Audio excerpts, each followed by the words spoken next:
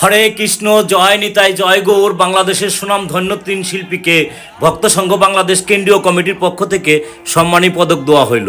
এটা বাংলাদেশ, ঢাকা নবাবগঞ্জ দক্ষিণ সুল্লা প্রাইমারি স্কুলের মাঠে। আপনার ভিডিওটি শেষ পর্যন্ত দেখুন আর কথাগুলো শুনুন। হরে কৃষ্ণ।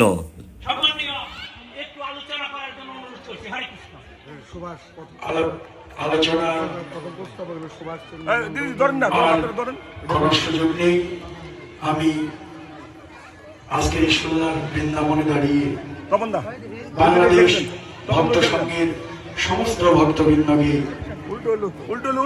অভিনন্দন জানাই, উপস্থিত ভক্তবৃন্দকে অভিনন্দন জানাই। আজকে এমন সম্মাননা আমাদেরকে দিয়েছেন, আমরা অত্যন্ত আনন্দিত, গর্বিত যে আপনারা আমাদেরকে সম্মান করেছেন।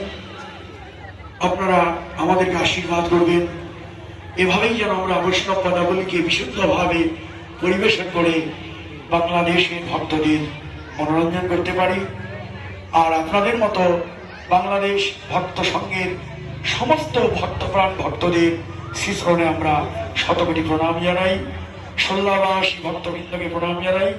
বিশেষ করে আমাদের যে তপনদা, আমাদের প্রাণপ্রিয়, আজকের এই সুল্লার নববৃন্দাবনের রূপকার যিনি, তাকে আমরা অভিনন্দন জানাই যে ভক্ত সংঘের সবার সঙ্গ ধরে তিনি আমাদের এই সম্মাননা প্রদান করলেন। সবাইকে ধন্যবাদ, সবাই ভালো থাকবেন, কৃষ্ণ প্রীতি লাভ হোক। হরে কৃষ্ণ, হরি বল। এই প্রসঙ্গে আমি একটু তৃষ্ণা দেবনাথ, আমার ছোট বোন, ওকে 2-4টি কথা বলার জন্য অনুরোধ করছি। হরে কৃষ্ণ, হরি বল। হরি বল। দেখুন, বলার কিছুই নেই। এই যোগ্য অন্তত আমি নই, যে সম্মানটা তারা আমাদেরকে দিলেন তার যোগ্য আমি নই। তাদের কাছে আমি চিরকৃতজ্ঞ। এটাই বলবো, ভক্ত সংঘ বাংলাদেশ কেন্দ্রীয় কমিটি এবং এই যে আমার শ্রদ্ধাভাজন দাদা তপন বাবু, এনাদের কাছে আমরা চিরকৃতজ্ঞ। তাদের মঙ্গলের জন্য আপনারা সবাই উলুধ্বনি জয়ধ্বনি করবেন। নিতাই গৌর হরি।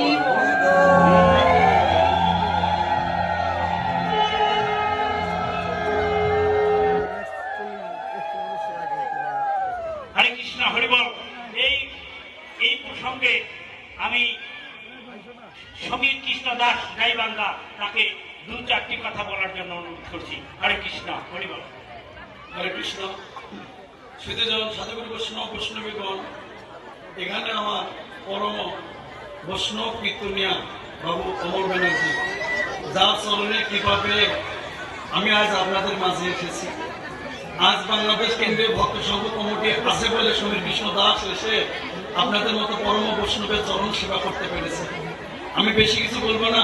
যাদের চরণের কৃপা বলে, ভক্ত সংঘ বাংলাদেশ কেন্দ্রীয় কমিটির কৃপা বলে আজ আমি আপনাদের সম্মুখে দাঁড়িয়েছি। আপনাদের চরণে আমার এই মিনতে এই বাংলাদেশ ভক্ত সংঘ কেন্দ্রীয় কমিটির প্রতিটি সদস্যকে আপনারা কৃপা করুন, করুণা করুন, হিংসা নিন্দা বিদ্বেষ ভুলে যতদিন বাঁচবে যেন বৈষ্ণবের চরণ সেবা করে